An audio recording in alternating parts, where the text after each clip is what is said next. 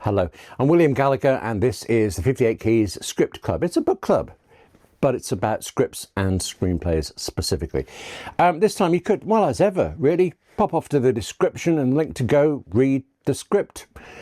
Or you could just let me enthuse at you for a minute. Go on, let me enthuse, yeah. This is Columbo. Specifically, actually, this time I talk about a Columbo episode called Murder by the Book, written by Steve Bochco, who went on to create and work on such shows as Hill Street Blues, that little thing, and directed by Steven Spielberg. I don't know what happened to him. Murder by the Book. Well, it's sometimes called the first episode of Columbo because it kind of is-ish. It's the first episode of the series proper, except it wasn't a proper series. The thing is, there were two separate Columbo stories before it, both of which are excellent, and unfortunately neither of which can we get the script for. Real shame, particularly the first one. I'd love to read that. Columbo is also what you saw me hesitate, didn't you, over the series proper, and I tried to amend it. Yeah, I think it wasn't a regular TV series in the way you would expect.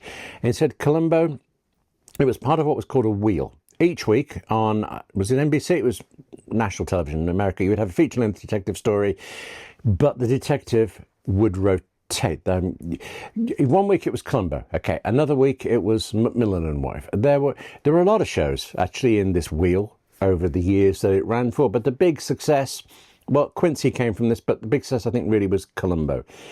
And I think partly because it wasn't on every week. That made you look forward to when it was Columbo's turn, and it also meant that the production just had longer to work on each episode. That was it. Separate production teams on each of the episodes of the wheel. If you take away all of the other shows in that wheel and just look at Columbo and how many of them were made, it's quite British actually in how few episodes were ever produced in the original run. But now, every one of those few episodes followed the same format, and it's a really famous format. It's the open book mystery, where instead of us, the usual thing, following the detective along as he or she tries to figure out who done it, we know who done it. We see the crime. In this case, always a murder, I think, yeah. And we see who did it. There's no hiding of anything. It's all out in the open. Columbo is so famous for this that it's sometimes believed that the show invented the whole open book mystery format, and it didn't. But writers, directors, Richard Leveson and William Link, well, I think they made the finest example of this particular form of mystery genre, and it is definitely also, I think it's also definitely because of this open book format that Columbo is remembered. Not just because of the format per se, not just because it was unusual at the time, but because of what it forced, what it meant the show's writers had to do to make it work. Take Murder by the Book, for example. This is the story of two mystery novelists, one of whom kills the other. For this to work in Columbo, for it to be interesting over an extended, short feature-length period, you have to start with convincing us why the murder took place. Most crime shows, they begin after the death, and so we just kind of accept, well, they're dead, and there's probably a reason. With Columbo, we have to see what drives someone to this extraordinary step of murder. It has to be a totally convincing reason. It's not like we have to agree with them, but we have to understand it. And as well as the murderer, we have to also get to know the victim too. And we've got to do it all in the first 20 minutes of the show. Except also in that 20 minutes, it is absolutely mandatory that this appear to be the perfect murder. Because if it isn't, Columbo or any police detective can just turn up, arrest the killer, show's over. Yet it can't quite be perfect, not quite. Two things. There has to be something that Columbo sees, something that he recognizes that tells him who the murderer is. And again, it can't be obvious, or he'd just arrest whoever it was. But it has to be real. It can't be chance, can't be coincidence, because what this part is really setting up is the rest of the story in which Lieutenant Columbo squares off against the villain for at least an hour, sometimes quite a bit longer, but at least 1 hour of two characters pitted against each other, which then further means that the villain has to be an exceptional character. He or she has to hold our attention and our interest for the entire feature-length episode. Columbo has to as well, but in a way he kind of has it easier because he's the series lead, he's the series regular. He's probably why we're tuning in. We don't know the villain at all. It is always a new character, and yet they have to go up against each other, Columbo and the villain, as equals in every sense. Interesting, commanding equals. When it's done well, as it is in Murder by the Book, it is utterly compelling. I mean, yeah, it's a crime show and arguably a slightly fantastical one, really. I said British earlier. It is closer to the Agatha Christie style than it is to The Wire or the Sweeney or Homicide, Life on the Street. And then the solution, the point when Columbo does prove the murderer did it, that can also be exceptionally satisfying. It isn't often that brilliant, to be fair. In the show's original run, there were some duds. There were mostly quite good to good resolutions, but then sometimes they were straight out classic, brilliant, nailed it ones. Murder by the Book, it's somewhere towards the top in terms of the resolution.